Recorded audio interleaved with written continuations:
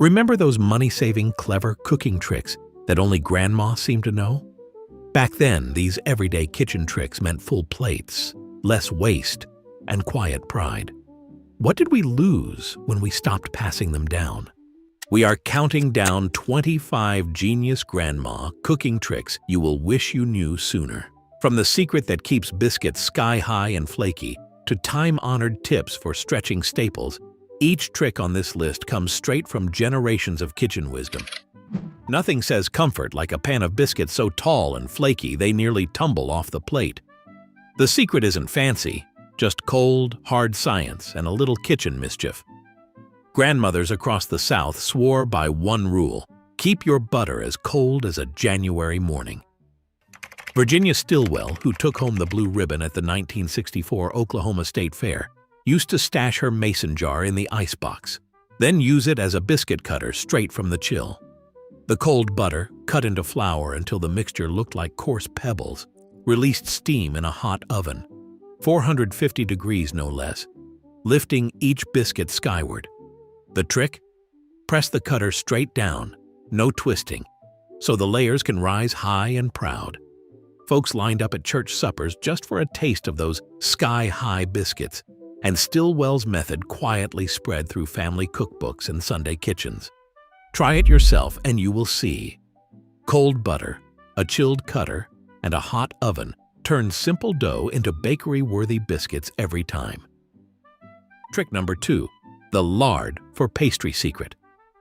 Long before Crisco's bright blue cans lined grocery shelves, lard held pride of place in the American pie kitchen. For generations, grandmothers guarded their lard tins like gold, swearing by its power to make pie crusts that shattered into tender flakes at the touch of a fork. The secret wasn't just taste. Lard shortens gluten strands better than almost any other fat, keeping crusts impossibly delicate. In the 1950s, a marketing storm hit.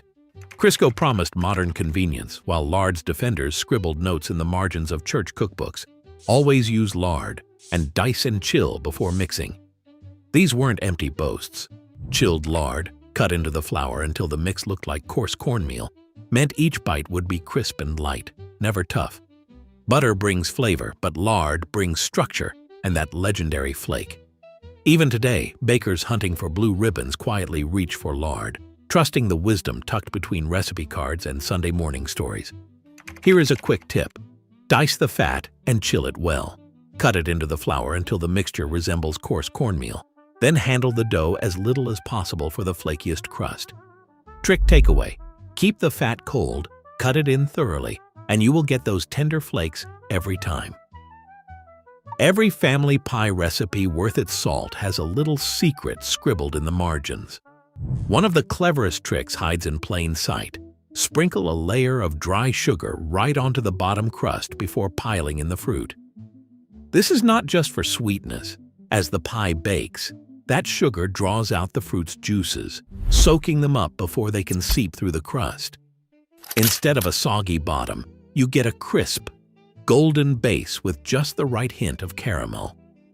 Old cookbooks from the 1940s and the 1950s often have a penciled note saying "sugar under apples" tucked beside the filling instructions. Grandmothers knew this trick by heart, especially when working with juicy peaches or berries from the garden. The sugar acts like a little insurance policy. It keeps the crust sturdy, the filling luscious, and the whole kitchen smelling like Sunday afternoon. Next time you bake, tuck a handful of sugar beneath the fruit and watch your pie come out with a crust that holds its head high. During the lean years of World War II, a pot of stew simmering on the stove could feed a family and still leave enough for neighbors. Grandmothers became masters at stretching every ounce of meat by blending in hearty beans, garden vegetables, and whatever herbs were growing by the back steps. Wartime diaries tell of cooks who measured out their rations, then bulked up a pound of beef with 2 cups of navy beans or chopped carrots, turning what would have been a small meal into a feast that lasted for days. The trick was balance. About 1/3 beans or vegetables to 2/3 meat, so every bite stayed rich and satisfying. A handful of fresh parsley or dried thyme could lift the whole pot, making even the simplest stew taste like Sunday dinner. This method did not just save money, it brought more nutrition to the table, filling bellies and lifting spirits when times were tough. Today, adding beans to chili or tossing peas into a shepherd's pie is more than thrift. It is a tradition born from resilience, one that still brings families together around the dinner table. Every true grandma kitchen had a jar of bacon grease perched by the stove, opaque glass, lid off, catching the light and the memories. Bacon fat was never wasted.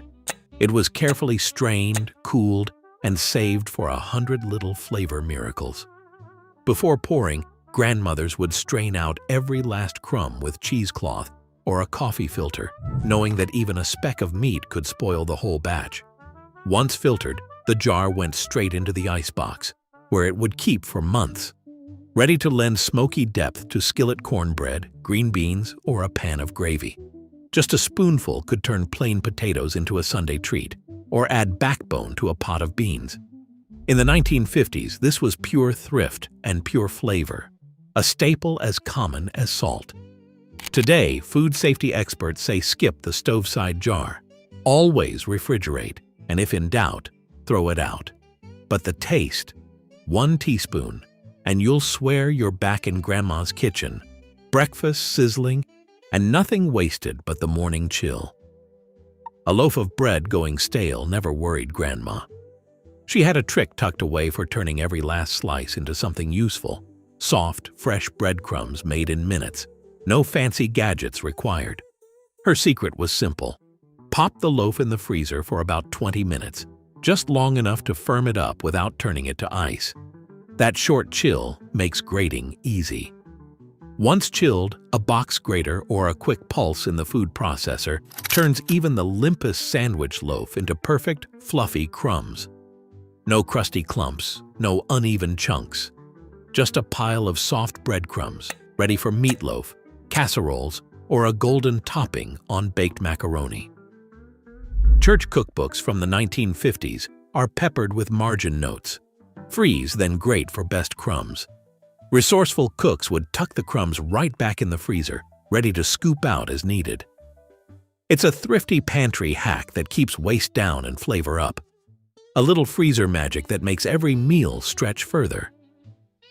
A pinch of salt, just about 1/16 of a teaspoon per cup, was a staple move in Grandma's kitchen, especially when it came to milk and cream. Home economics pamphlets from the 1940s and the 50s tucked this tip between pie crust secrets and canning charts, promising to keep milk fresh a little longer or help cream whip up just right. The science behind it is mostly kitchen folklore. At that tiny amount, salt won't actually ward off spoilage or speed up the mixer. But the tradition stuck, passed down with a wink and a wooden spoon, because in the days before reliable refrigeration, every little edge felt worth trying. Some cooks swore it brightened the flavor, especially in bland store milk, and it never hurt a Sunday dessert. Still, food scientists agree. If you want safe fresh milk and billowy whipped cream, trust a cold fridge and clean tools, not the salt shaker. A dash of nostalgia, a whisper of flavor, but no magic. Just another small way Grandma made the kitchen her own. Here is a trick that never fails to raise an eyebrow at the church bake sale. Mayonnaise, straight from the jar, slipped into cake batter or scrambled eggs. It sounds like a prank, but those old community cookbooks are full of margin notes that say, add mayonnaise for extra moist cake. And for good reason. Mayonnaise is just oil, egg, and a touch of vinegar, blended until glossy.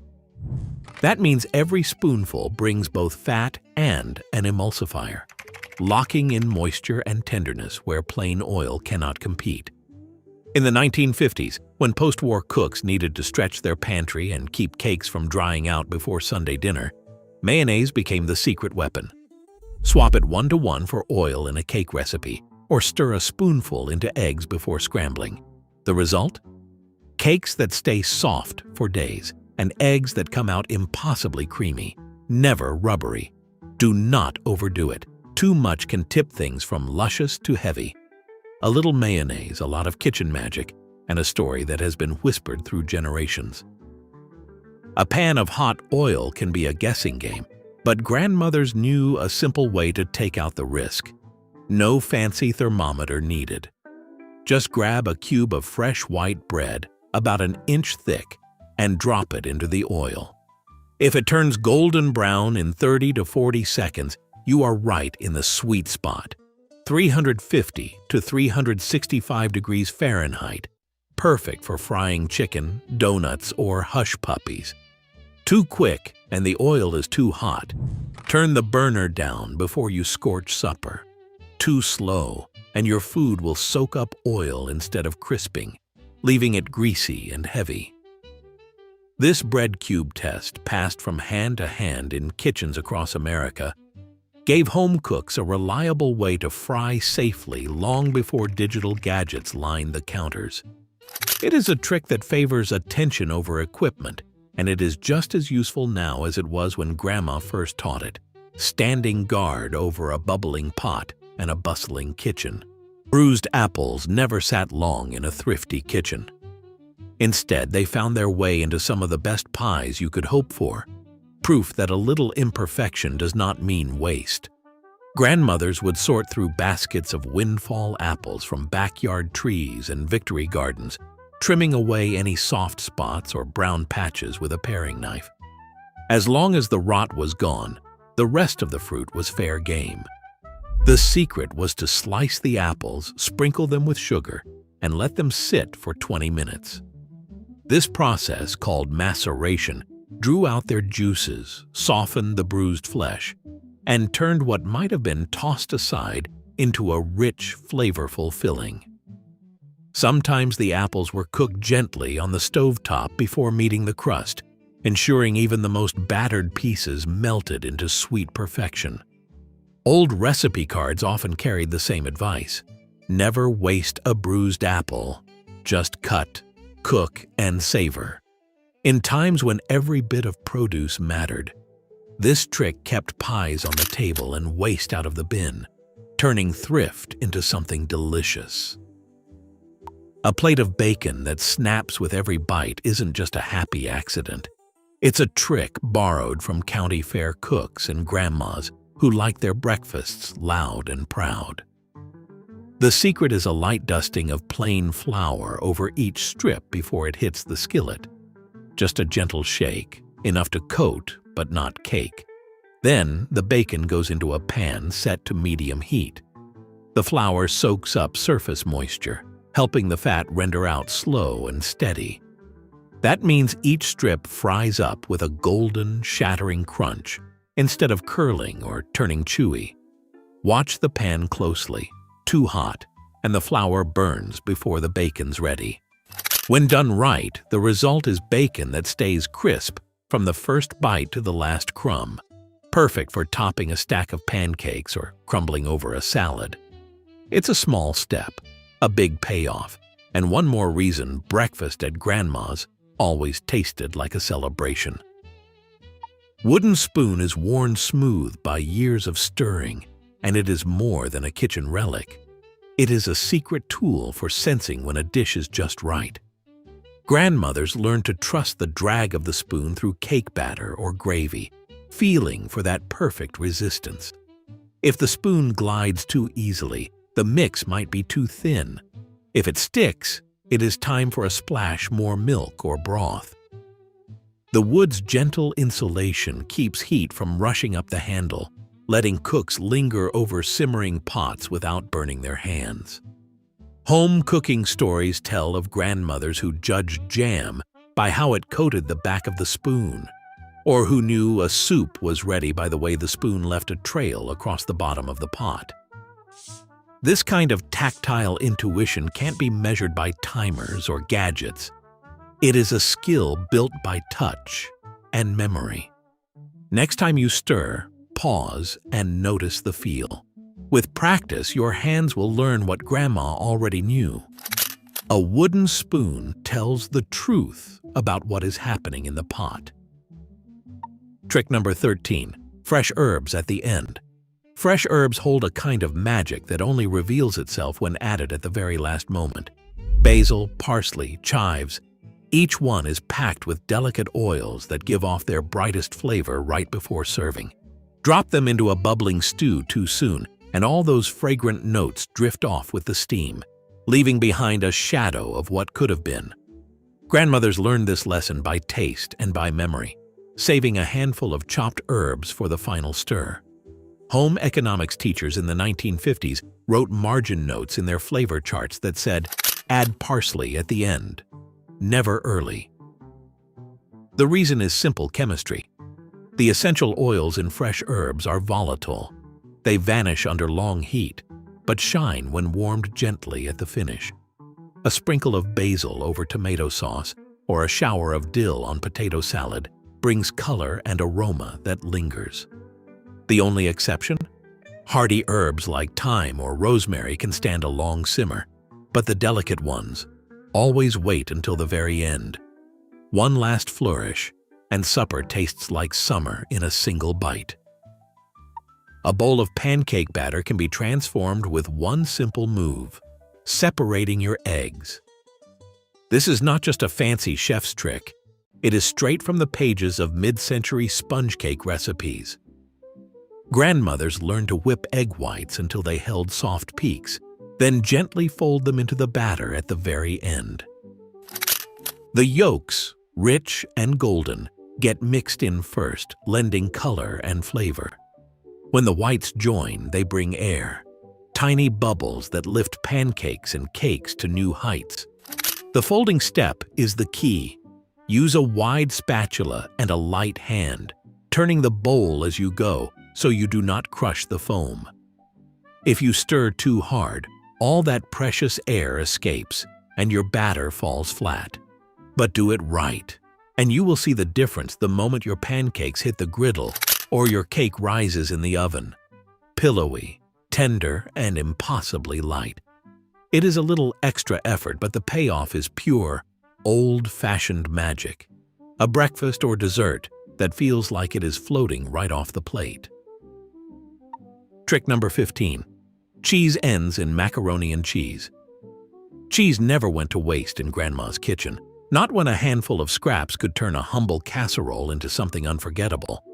When the block of cheddar was down to a nub, or the last sliver of Swiss threatened to dry out in the icebox, she gathered every stray bit, rinds, ends, even the odd piece of cream cheese, and tucked them into a covered bowl. Come Sunday, those odds and ends found their calling in a bubbling pan of macaroni and cheese. The secret was in the blend. Sharp, mellow, nutty, all melted together with a splash of milk and a quick roux. Church thrift notes from the 1950s are full of reminders, like save cheese bits for the next casserole, and the flavor payoff was pure comfort. Some cooks even simmered the hard rinds in milk first, then strained them out to capture every last drop of flavor before making the sauce. The result? A macaroni and cheese with layers of taste, richer than anything from a box, and not a crumb of cheese left behind. Pantry thrift at its most delicious, stretching every dollar and every flavor just a little further. Potatoes might be humble, but Grandma knew how to turn them into something special with just a little head start. Before sliding those spuds into a hot oven, she'd drop them into a pot of boiling water for 5 to 7 minutes, just until a knife slipped in with barely any resistance. This quick parboil did two things. It jump-started the cooking so potatoes baked up faster, and it set the starch, giving you a fluffier inside and a crispier skin. Once drained, she let them air dry for a minute or two, steam rising, skins turning tacky, before rolling them in oil, salt, or whatever seasoning was on hand. Into the oven they went, ready to turn golden in record time. On busy weeknights or when company called, this trick meant dinner hit the table sooner, without sacrificing a bit of flavor or texture. It's a simple move, but it brings out the best in every spud. Proof that a little planning pays off in every bite. A brick of brown sugar, hard as a rock, could bring baking plans to a screeching halt, unless you knew Grandma's quiet solution. She would tuck a slice of soft sandwich bread right into the bag or tin, close it up, and let nature do the work. By morning, the sugar draws in just enough moisture from the bread to become crumbly and scoopable again, perfect for cookies or cinnamon toast. This gentle fix relies on the bread's water content migrating into the sugar, restoring its soft texture without melting or clumping. One small catch: be sure to swap out the bread slice each day, or it may mold before the sugar fully softens. With this simple move, brown sugar stays ready for action, and nothing goes to waste. A small, satisfying victory in the battle against kitchen frustration. A fresh-baked pie cooling on the windowsill isn't just a picture from an old storybook. It's a bit of kitchen wisdom passed down through generations. Grandmothers knew that letting a pie rest in the open air helped the crust stay crisp, allowing steam to escape instead of getting trapped and turning the bottom soggy. Oral histories from the Midwest and South are full of memories. Pies perched on sills, the scent of cinnamon and fruit drifting through the house, drawing family and neighbors alike. The gentle breeze did more than cool the pie. It set the filling, kept the pastry flaky, and filled the home with anticipation. Of course, there was always the risk of a curious cat or a bold squirrel. So many cooks kept a watchful eye or used a mesh cover to guard their prize. Today, if a busy street or city pigeons make the windowsill impossible, a wire rack in a drafty spot works just as well. The real secret isn't the location. It's the patience to let the pie finish in the open, so every slice comes out with a golden, shatteringly crisp crust and a taste of nostalgia in every bite. Trick number 19. Simmer, don't boil, stocks and soups. A pot of chicken stock, barely moving, sends up just a few lazy bubbles. Never a rolling boil.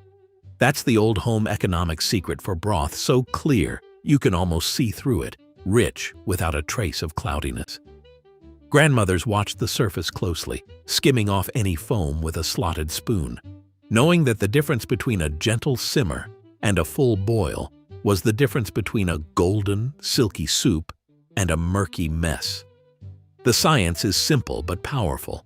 Slow heat pulls out collagen from bones, giving body and mouthfeel, while rough boiling whips fat and protein into an emulsion, clouding the pot and dulling the flavor.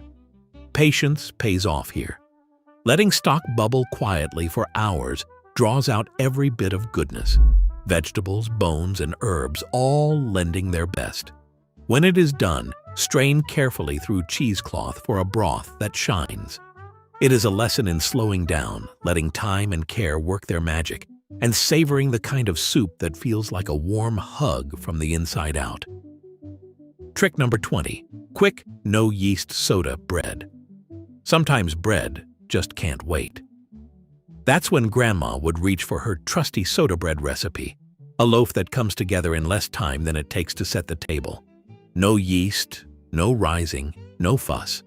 The magic is in the chemistry. Baking soda meets tangy buttermilk, and together they puff the dough sky high in the oven, just like a science fair volcano. In the Midwest, families leaned on soda bread for last-minute suppers or when yeast was hard to come by. The dough gets a quick stir, then a gentle pat into a round, no kneading required. Before baking, a deep cross is scored on top. Folks say it helps the loaf cook evenly, and as Grandma joked, it lets the fairies out. 20 minutes to mix, another 25 in a hot oven, and you've got a golden loaf with a tender crumb and a rustic crust. Slice it warm, slather it with butter, and you've got a bread basket miracle, fresh from the oven, with barely a pause in the conversation. A roast pan after Sunday dinner holds more than memories. Its drippings are the starting point for gravy that ties a meal together. Grandmothers never let those drippings go to waste. Their secret was a simple formula: 1 tablespoon of fat, 1 tablespoon of flour, and 1 cup of liquid for every batch. Whether the fat came from a roast, a pan of bacon, or a spoonful of saved drippings from the icebox, it always started the same way. The flour is sprinkled into the hot fat and whisked until it turns the color of toasted pecans, creating a roux that promises a lump-free sauce.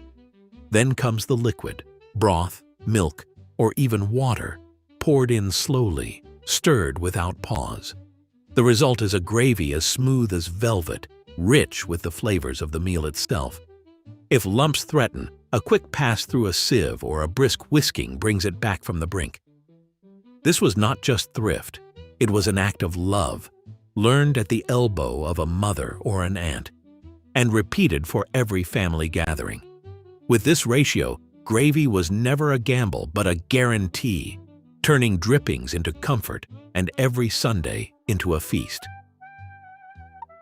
Trick number 22, turnips and rutabagas revival. Back in the Depression era, turnips and rutabagas were the backbone of many kitchens, prized for thrift and staying power. When potatoes ran short, these sturdy root vegetables stepped up, cheap, filling, and packed with vitamin C and fiber. Grandmothers would roast them alongside carrots, mash them with a pat of butter, or tuck them into hearty stews that simmered all afternoon. Mashed or roasted, they made simple ingredients feel like comfort. Old church cookbooks from the 1930s and 1940s are full of recipes that stretched $1. Mashed turnips laced with a hint of nutmeg, rutabaga cubes tossed with onions and baked until sweet. One reason these roots earned their place was their longevity. Stored in a cool cellar, a sack of turnips could last through the winter, ready to feed a family when fresh produce was scarce. Even today, roasted turnips carry a peppery bite that wakes up a plate, and mashed rutabagas bring a golden color and gentle sweetness. Peppery notes and mellow richness, all in one humble root. If you're looking to eat well on a budget, don't overlook these old-fashioned gems, proof that good nutrition and good value can grow side by side. A flour sifter was a fixture in every well-stocked mid-century kitchen, part tool, part ritual, and all about getting the lightest crumb possible. Before electric mixers and non-stick pans, grandmothers would crank their tin sifters over a bowl, watching flour fall like soft snow. This wasn't just for show. Sifting broke up stubborn clumps, mixed baking powder and salt evenly, and most importantly, aerated the flour. That extra air made cakes rise higher, batters come together smoother, and even helped cookies bake up with delicate, crisp edges. When it came time to dust a pan, nothing coated the surface more evenly than a sifter.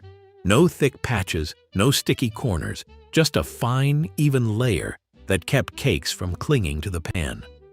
Afterward, a quick tap on the side sent every last bit of flour flying, leaving the tool ready for the next batch. Church bake sales and state fair winners alike swore by this simple step, passing their sifters and the wisdom that came with them down through the family, one perfectly tender cake at a time.